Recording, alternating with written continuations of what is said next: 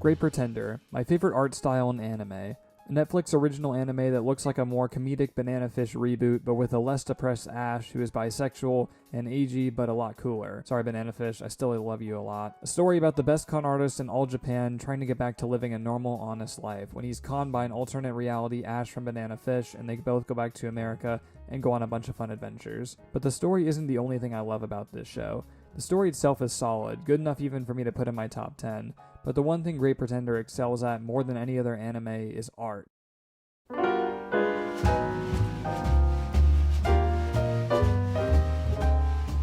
Art is one of the more underappreciated parts of anime. Mangas get so much more discussion about their art styles because they rely on it more, as sometimes people won't read it as much if they have a bad art style. But with anime, it's easier nowadays to find an anime you enjoy with solid animation, more fluid motions, and great style. But what makes elite shows stand out from the rest is how they style their art. This ranges from how you draw your characters to how much detail you put in Denji's peanut butter and jelly sandwich. To me, the most important part of your anime art style is how unique it is.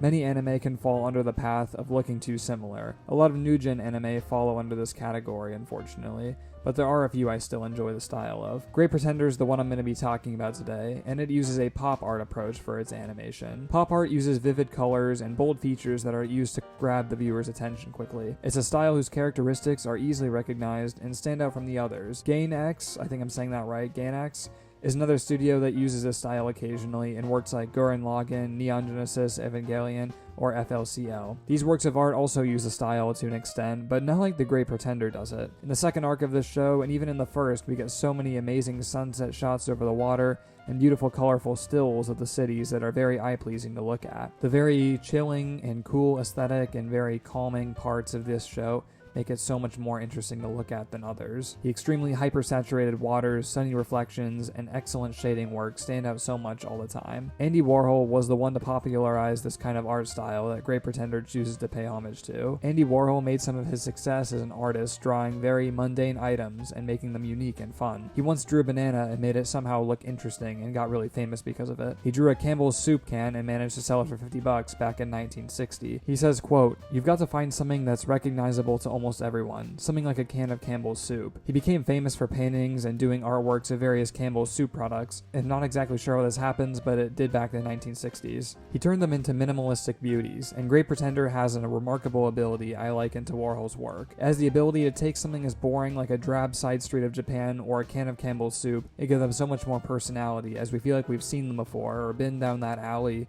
or we know everything about it already even before the show gets off to its start. Previous works of pop art and stylistic definitions of it were a lot more hot or warm feeling, but the more modern take on pop art is its cool and chill feeling to it, which I believe this anime embodies very well, with its nice looking night settings, comfy feeling aesthetic, and calming but fast pace of jazz music. There is no better way to describe Warhol's art and pop art as a whole with two words: color. Another thing that Great Pretender's style does well is its character models and consistency. The gay con artist anime has very crispness to the character models, very sharp edges but smooth fluid motions always. I really commend Wit Studios for their work on this show because they are in a lot of debt apparently right now. At least we were able to get this classic from them before they plummet down the drain potentially, which is sad to say. In my opinion, The Great Pretender isn't in my top 10 for story necessarily, but it's more artistic approach to anime. Most anime are not as bold with how they animate and style their shows, Mob Psycho 100 being one of my other favorite art styles because of its bold art approach as well. These shows aren't afraid to try something that other shows haven't been before. Whether it's taking a more extreme and comedic run at anime facial expressions and fights,